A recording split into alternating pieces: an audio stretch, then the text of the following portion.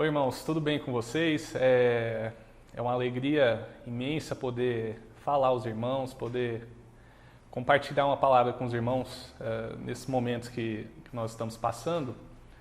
O pastor Sandro, ele me forneceu a oportunidade de estar levando essa mensagem aos irmãos, né?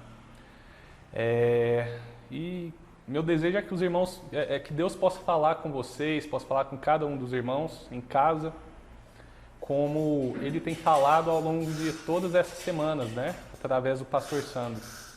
A gente sabe que Deus fala de diversas maneiras e eu espero que Deus possa continuar falando com vocês.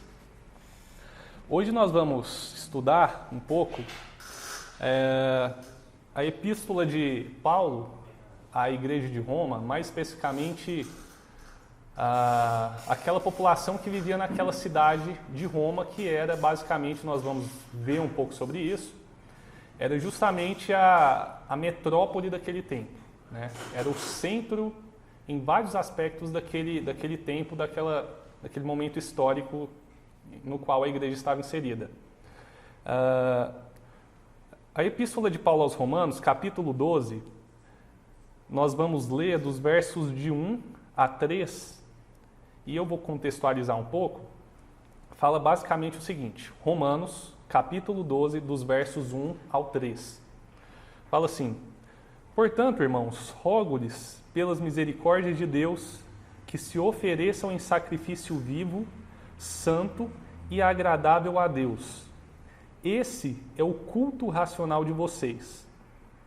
Não se amoldem ao padrão deste mundo, mas transformem-se pela renovação da sua mente, para que sejam capazes de experimentar e comprovar a boa, agradável e perfeita vontade de Deus. O verso 3 diz o seguinte: por isso, pela graça que me foi dada, digo a todos vocês, ninguém tenha de si mesmo um conceito mais elevado do que deve ter, mas, ao contrário, tenha um conceito equilibrado de acordo com a medida da fé que Deus lhe concedeu. Então, esse é basicamente o texto que nós vamos trabalhar hoje. Esse texto ele fala, e Paulo começa falando nesse capítulo, para que aquela igreja, ela basicamente não se conforme, não se amolde ao mundo e à metrópole na qual eles estavam vivendo, né? Tem um ditado popular que diz que todas as estradas levam a Roma. Até hoje a gente utiliza esse ditado popular, e é interessante porque diz respeito exatamente à cidade de Roma naquele período para o qual Paulo escreve essa epístola, né? E é interessante porque Paulo está falando justamente para os irmãos, fala o seguinte: olha, não assumam a forma desse povo, não vivam conforme esse povo vive, não priorizem aquilo que esse povo priorize, e vocês não são feitos para isso. Vocês não são feitos para isso. Vocês, enquanto igreja, não são feitos para isso. A partir daqui, então, a partir do verso 3 até o verso 8, Paulo ele vai falar sobre os diferentes dons que cada um deve servir na igreja, né? As diferentes vocações que cada um tem. Mas é interessante esses primeiros 3 versículos justamente por conta disso. Justamente porque numa igreja com um contexto como esse, Paulo fala para eles não se amoldarem, não tomarem a forma daquela cidade, daquele povo. Recentemente eu fui no barbeiro fazer a barba, e ele começou a me contar uma história que ele, um cara basicamente ímpio, né, leva uma vida ímpia, não se importa com nenhum dos nossos princípios, nenhum dos nossos valores, ou quase nenhum. E ele começou a me falar que ele não gostava muito desse negócio de igreja e de religião. Ele estava cortando o meu cabelo, fazendo a minha barba, e ele começou a falar o seguinte: olha, Will, eu vou te falar uma coisa, ele ficou meio sem jeito de falar, mas eu vou te falar. Você é meu amigo há muito tempo, eu vou compartilhar isso com você. Eu não gosto muito de religião, porque eu fico analisando, eu fico assistindo muitas matérias que surgem, por exemplo, com os padres, com a Igreja Católica, e frequentemente, ou em alguns momentos, eu vejo notícias muito ruins relacionadas à igreja. A gente vê muito frequentemente ele dizendo, né, que há casos de padres que agem de forma a abusarem de crianças, a corromperem os princípios deles, esse tipo de coisa. É aquilo que nós chamamos de pedofilia. Então ele falou assim, a gente vê muito caso de pedofilia aí envolvendo a igreja, e eu não gosto muito disso por causa disso, não gosto muito da igreja justamente por causa disso. Eles falam uma coisa e eles vivem outra. Aí eu fui dando corda para ver onde ele queria chegar com aquilo. Eu falei, é mesmo? E deixei ele falar. Não, vamos ver onde que ele quer chegar com isso. Aí ele falou assim, Will, mestre, mas é o seguinte, vocês evangélicos também, vocês não são muito diferentes disso não. Aí eu, vamos ver até onde ele vai com isso. Aí ele, teve tinha uma igreja aqui perto, uma igreja neopentecostal, claro que ele não sabia disso, mas eu sabia do que ele estava falando. Ele falou assim, essa igreja aí, um dia desse eu estava aqui trabalhando, cortando cabelo, fazendo barba dos meus clientes, aí de repente eu vejo, no meio do culto, a mulher desse pastor, ela saindo no meio do culto com um cara que tocava na igreja. Aí eu, e aí? Como que foi isso? Me conta mais. Ele virou e falou assim, e o pastor estava lá pregando e de repente o pastor achou aquilo estranho, ele saiu e essa mulher ela foi para um quarto aqui perto, junto com um cara que tocava na igreja. E é por isso, Wilton, é por isso que eu não gosto de igreja, é por isso que eu não gosto de religião. Tem esse tipo de coisa, né? Aí eu fiquei pensando sobre aquilo, irmãos, e eu quero destacar basicamente duas coisas. A primeira coisa é o seguinte, esse cara, esse barbeiro, ele não queria de nenhuma forma se envolver com nada que dizia respeito a Deus. Ele queria um Deus distante, ele queria um Deus longe. E por isso ele buscava qualquer resposta, qualquer fuga, qualquer desculpa para não se envolver com isso, né? Então o primeiro aspecto é esse. A pessoa que não quer se envolver com Deus, a pessoa que não quer nenhum tipo de proximidade com Deus, ela vai buscar qualquer desculpa para se apoiar nessa justificativa para continuar levando uma vida distante, uma vida longe de Deus. Agora, o segundo aspecto que eu quero destacar com os irmãos, me parece dizer respeito a isso que Paulo está falando nessa carta. Por quê? Porque Paulo está dizendo àqueles irmãos, olha, vocês enquanto igreja, não procedam como esse povo, não sejam como é esse povo, não faça as práticas, não caminhe no caminho do pecado como esse povo faz. Não se misture com eles. É basicamente isso que Paulo está dizendo aqui no começo do capítulo 12. E a primeira coisa que eu quero destacar aqui com os irmãos é o seguinte. Como, meus irmãos, os primeiros discípulos eles foram capazes de transformar um mundo e milhões de cristãos hoje não produzem nenhuma diferença. Como que aqueles discípulos, como que aqueles primeiros apóstolos eles foram capazes de transformar completamente o mundo no qual eles viviam, de predomínio, de muita força por parte do Império Romano, e nós hoje, milhões de crentes, milhões de cristãos, na verdade não milhões, mas bilhões, né? Nós sabemos que a quantidade de crentes está na casa de bilhões.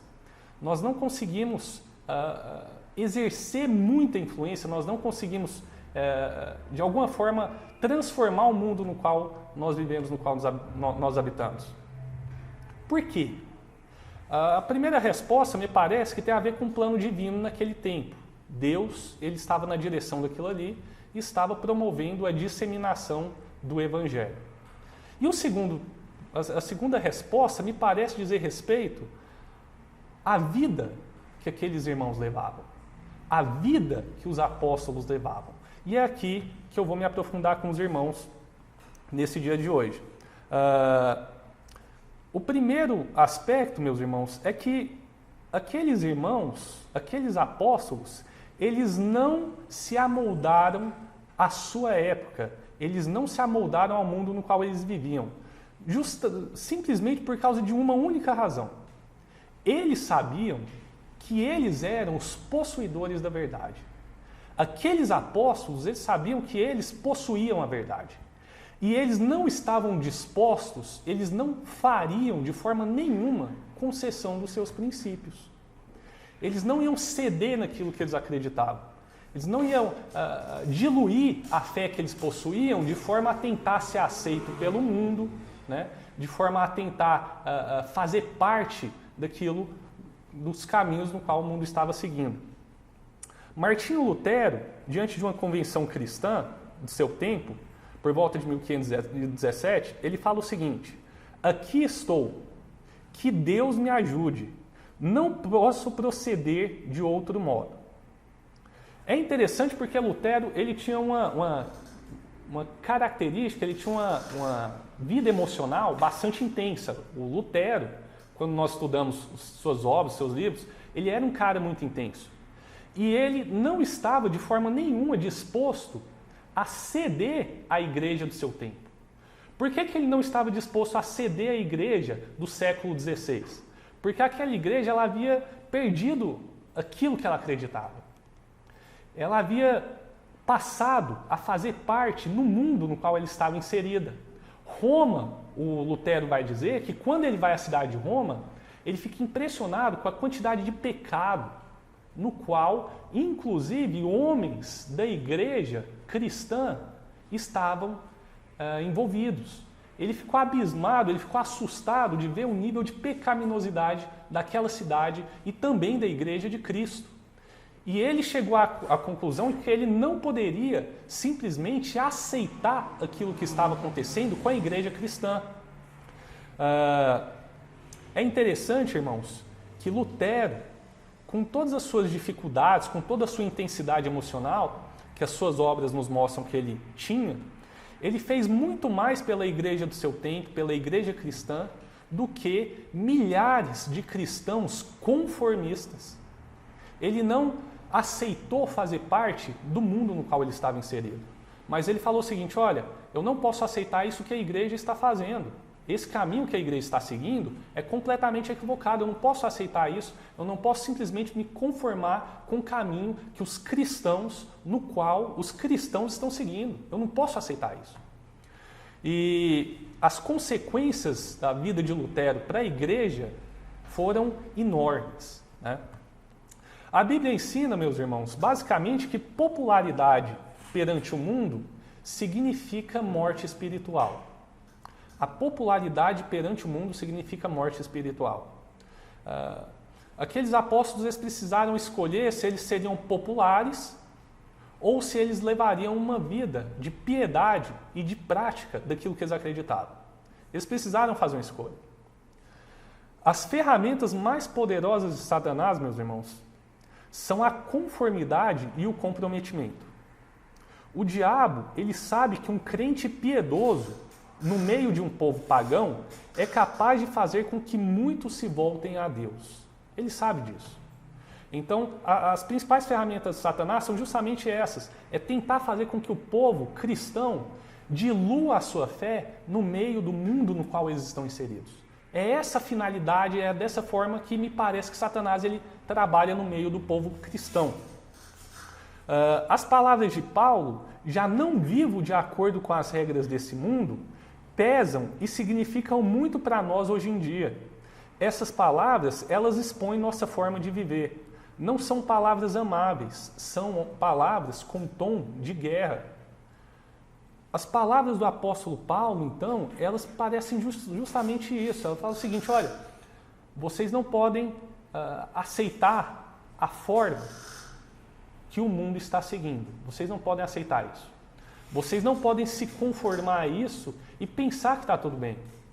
Pelo contrário, saibam que a igreja cristã, a igreja de Cristo, ela vem aqui até esse mundo justamente para tirar esse mundo das garras de Satanás através do pecado. O Evangelho ele vem justamente para perdoar o homem e para levar o homem até Deus. É para isso que o Evangelho veio. É para isso que o Cristo ele se manifestou no nosso planeta, nessa carne, e ele veio, então, para nos levar no caminho de volta a Deus. O caminho que Deus projetou o ser humano para viver através de Adão e Eva. Através de um homem, o pecado entra no mundo, e através de um homem, o pecado ele é lavado da humanidade. Então, é para isso que Cristo vem, para nos levar a viver de forma distinta do mundo. Né? Nós não estamos sendo atacados pelo mundo. Nós cristãos não estamos sendo atacados pelo mundo. Nós estamos atacando o mundo, tentando estabelecer nesse mundo o reino de Deus. Né? Nós não somos as vítimas, nós somos aqueles que invadem o mundo e promovem no mundo o reino de Deus. É para isso que nós estamos aqui. E me parece que os apóstolos eles entenderam isso, né? E é por isso que nós vivemos meio que um clima de guerra, nós enquanto cristãos. E é dessa forma que nós devemos viver. Não de forma a fazer parte disso, mas de forma a promover o reino de Deus no meio disso. Hoje, irmãos, a partir dessa introdução, hoje iremos analisar 4 pontos acerca dos quais precisamos manter nossa fidelidade a Deus. 4 pontos acerca dos quais precisamos manter a nossa fidelidade a Deus. E não nos submetermos aos padrões seculares. O primeiro ponto, irmãos, não podemos nos moldar, não podemos ter a nossa mente moldada a esse mundo. Então, o primeiro aspecto é um aspecto racional. Não podemos ter a nossa forma de pensar, os nossos pensamentos, a nossa razão moldada a esse mundo. Não devemos nos moldar a esse mundo de acordo com a sua propaganda, de acordo com a sua conversação e sua filosofia. Vivemos assediados por publicidade, propaganda secular e mundana. Há anúncios, para os irmãos refletirem um pouco, há anúncios que dizem que uma pessoa feliz e bem-sucedida prefere uma determinada marca de cerveja e dão a entender que os que não bebem não são pessoas de bom gosto. Esse primeiro aspecto que eu estou levantando diz respeito justamente a essa razão, né? A nossa forma de pensar. É interessante que há toda uma mídia, há todo um sistema, que nos leva, que trabalha para nos levar a pensar que se nós não consumirmos, por exemplo, bebida alcoólica, cerveja, nós não seremos felizes. Antigamente tinha muitas propagandas de cigarro, né? Marlboro tinha um cara muito forte e ele saía cavalgando no seu cavalo pelas montanhas, num cenário muito bonito, né? E o cigarro era sinônimo justamente dessa felicidade. Hoje as nossas propagandas de bebida alcoólica, elas também são sinônimo de felicidade. Isso, a conclusão lógica que nós chegamos é o seguinte, e que a mensagem que lá no fundo acaba sendo passada é a seguinte: olha, se você não beber dessa cerveja aqui, você não será feliz. Por quê? Porque aqueles que bebem dessa cerveja são felizes. Só para os irmãos pensarem um pouco a respeito disso. E a partir disso, a partir do marketing, a partir da propaganda, que é uma espécie de arte, nós passamos a ser influenciados na nossa forma de pensar e passamos a fazer concessões de princípios. Muitas séries, muitos filmes são voltados a quem tem sede de violência, sexo e desrespeito à lei. Parece, irmãos, que um cérebro poderoso dirige as coisas desse mundo, né? Nós vemos, E eu gostaria de chamar a atenção dos irmãos também para isso. Porque os filmes, as séries que nós assistimos, novelas que passam diariamente, parece que elas se voltam a disseminar justamente sexo, né, desrespeito à lei e violência. E parece que esse tipo de coisa chama a nossa atenção. Parece que esse tipo de coisa tem prendido a atenção do povo. E isso não nos assusta quando prende a atenção de pessoas ímpias. Mas isso nos assusta e nós não podemos aceitar, irmãos, é que esse tipo de coisa prenda a nossa atenção e que esse tipo de coisa influencie e determine a nossa forma de pensar. É uma inocência muito grande achar que nós temos um pensamento livre. Você não é livre.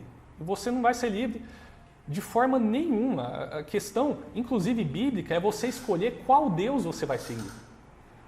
Que tipo de Deus que nós vamos seguir? Que tipo de Deus vai determinar o caminho da nossa vida?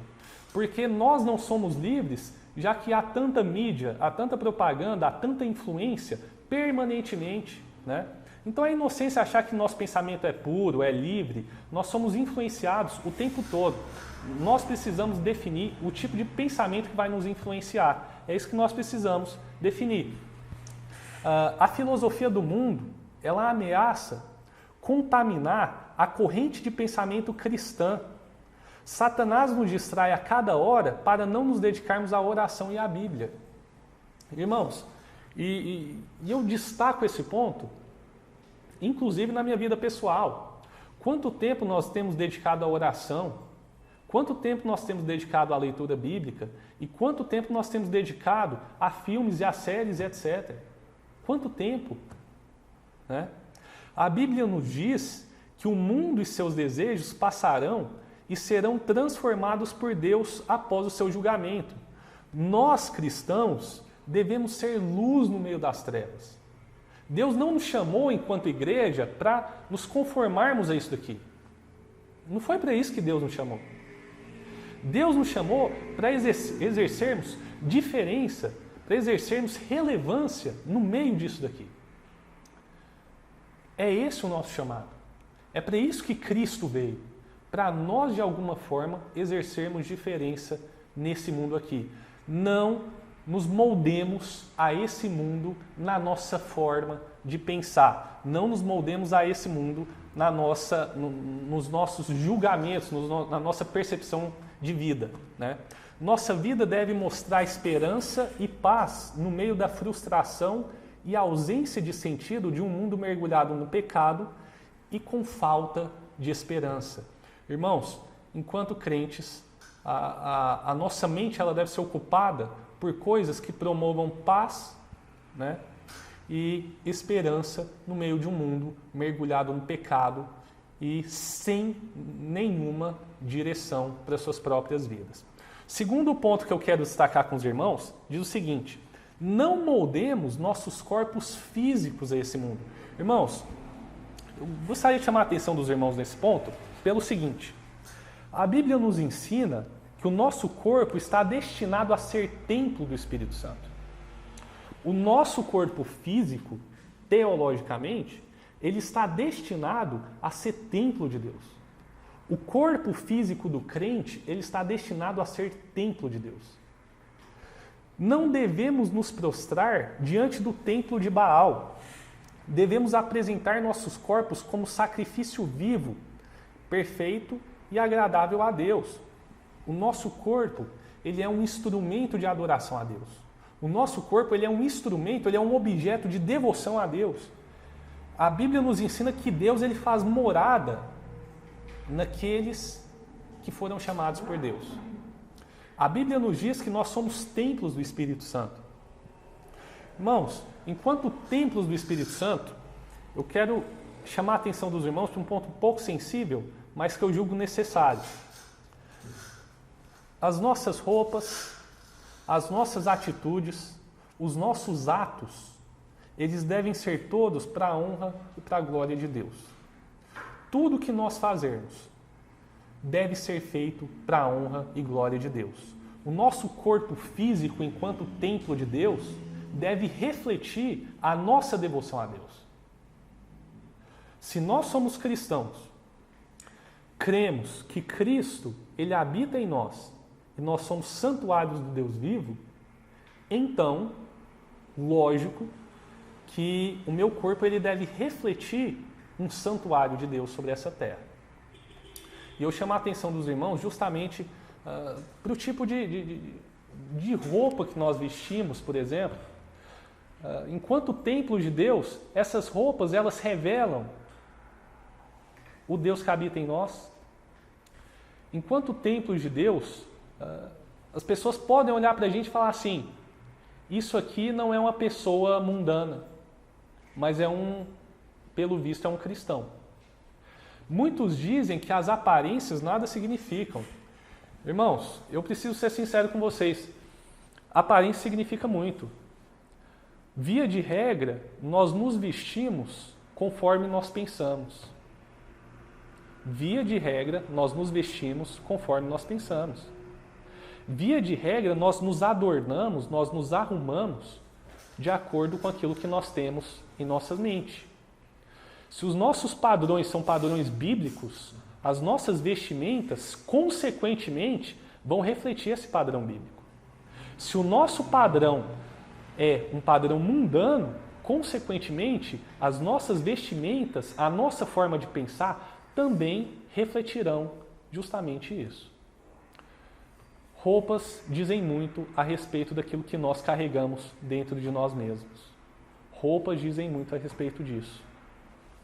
Por mais que falar isso pareça fora da moda, né? Mas me parece que de fato nós nos vestimos também conforme aquilo que nós acreditamos, conforme aquilo que nós julgamos ser correto. Logo, o crente, ele não expõe de forma completamente carnal o seu próprio corpo, porque o seu corpo é um templo de Deus, seu corpo é um templo do Espírito Santo. Outra questão que eu quero ressaltar com os irmãos é que nós não devemos nos moldar ao mundo no aspecto social. O primeiro ponto, não devemos moldar a nossa mente ao mundo. O segundo ponto, não devemos nos moldar ao mundo com aspecto físico. E o terceiro ponto, não devemos nos moldar ao mundo no aspecto social. O mundo tenta nos absorver, mantendo-nos em sua sociedade secularizada e mundanizada. Cristo nos diz acerca dos que creem nele: dei-lhes a tua palavra e o mundo os odiou, pois eles não são do mundo, como eu também não sou. Não rogo que os tireis do mundo, mas que os protejas do maligno. Eles não são do mundo, como eu também não sou. Grande parte da nossa conversação, enquanto sociedade, enquanto grupo, é mundana e não espiritual. Grande parte da nossa conversação.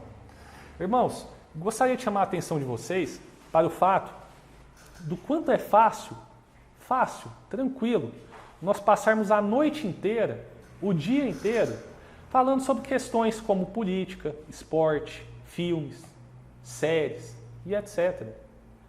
Nós podemos passar horas, noites, muito tempo falando sobre essas coisas.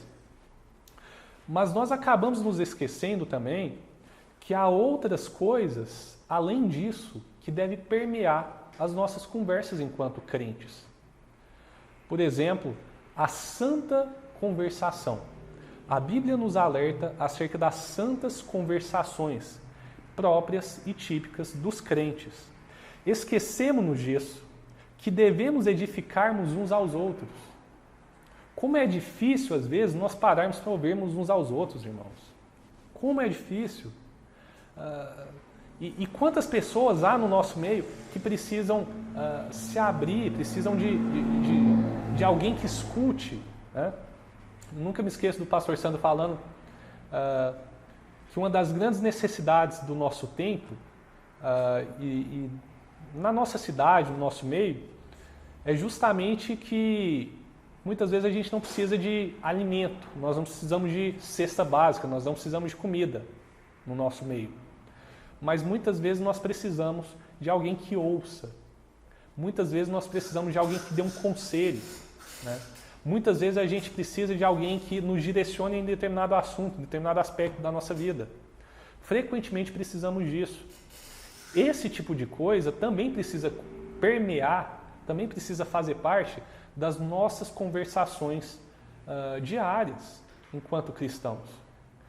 As conversações que edificam uns aos outros. As conversações que nos edificam enquanto igreja, enquanto povo de Cristo sobre essa terra.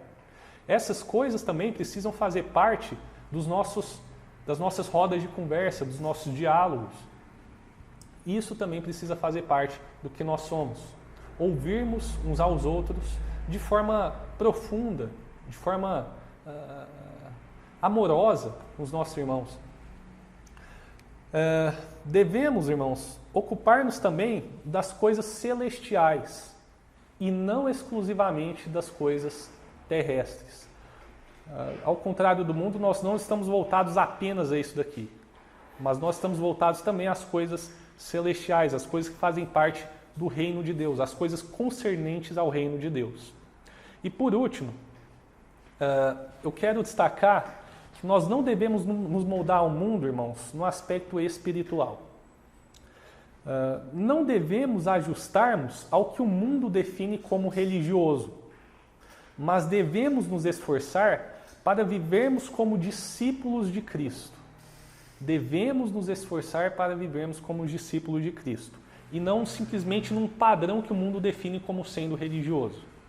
Nos tempos de Isaías, irmãos, nenhuma nação era tão religiosa quanto a nação de Israel. O templo estava sempre cheio. O sangue dos sacrifícios a Deus jorrava no altar o tempo todo. O povo participava das festas religiosas. O santuário era cheio de orações e etc. Mas o culto de Israel não tinha profundidade e devoção genuína. Aquele povo, eles iam ao templo, eles ofereciam sacrifícios, eles participavam das festas religiosas, eles oravam na igreja, mas no dia a dia, na vida pessoal de cada um deles, eles estavam simplesmente deixando de lado a fé em Deus. A nação estava deteriorando a moral. E é para isso que Isaías, no capítulo 1, ele chama a nossa atenção. Aquela nação, apesar de guardar as festas, apesar de frequentar o templo, apesar de serem definidos pelo povo, pelas demais nações como religiosos, a verdade é que eles não estavam guardando a moral. Eles não estavam fazendo aquilo que correspondia à sua fé no seu dia a dia. Eles visitavam a igreja, eles praticavam os seus ritos e etc. Eles estavam juntos enquanto povo chamado por Deus, porém, eles não guardavam as leis de Deus no seu dia a dia. Eles não praticavam aquilo que eles acreditavam no seu dia a dia. E é interessante que por meio de Isaías, Deus diz: quando vocês estenderem as mãos em oração, esconderei de vocês os meus olhos. Mesmo que multipliquem as suas orações, não as escutarei. As suas mãos estão cheias de sangue. Lavem-se, limpem-se, removam as suas más obras para longe da minha vista. Parem de fazer o mal. Parem de fazer o mal. Aprendam a fazer o bem. Busquem a justiça, acabem com a opressão, lutem pelos direitos dos órfãos, defendam a causa das viúvas. Gostaria de chamar a atenção dos irmãos que isso aqui não tem nada a ver com preferência política e etc. Mas isso tem a ver com o cuidado que o povo de Deus deveria ter com o povo de Deus. Isso tem a ver com o cuidado que nós, como indivíduos, como pessoas cristãs, devemos ter com o povo de Deus sobre essa terra. E Deus diz, olha, através de Isaías, Deus fala o seguinte, olha, é bom que vocês frequentem o templo. É bom que vocês ofereçam sacrifícios a Deus. É bom que vocês orem pedindo a Deus que determine e direcione os caminhos de vocês. Agora, um aspecto principal, um aspecto fundamental para a fé de vocês é o seguinte: pratiquem isso que vocês dizem acreditar. Pratiquem isso que vocês dizem acreditar. E isso tem a ver com não se moldar ao mundo, no padrão que o mundo define como espiritual. Irmãos, encerro por aqui, só relembrando os 4 pontos. Não moldemos a nossa mente a esse mundo, não moldemos nosso corpo físico a esse mundo, não moldemos ao mundo no aspecto social e não moldemos ao mundo no aspecto espiritual. Que Deus nos ajude a sermos diferentes. E eu quero fazer uma oração para terminarmos essa reflexão. Deus, nós somos gratos ao Senhor porque o Senhor nos chamou para, de alguma forma, exercermos diferença nesse mundo. O Senhor nos chamou para sermos sal e luz no meio das trevas, no meio do pecado, no meio de um mundo que se encontra completamente perdido, assim como Roma se encontrava. O Senhor nos chamou para fazermos a diferença no meio disso tudo. Que o Senhor possa nos ajudar. O Senhor possa ter misericórdia de nós, Pai. Nos ajude enquanto crentes, enquanto povo do Senhor, a sermos diferentes no meio do pecado, do mal, do mundo. Nos ajude a fazermos a diferença. O Senhor possa nos abençoar em todo momento. Assim nós pedimos ao Senhor, em nome de Jesus. Amém.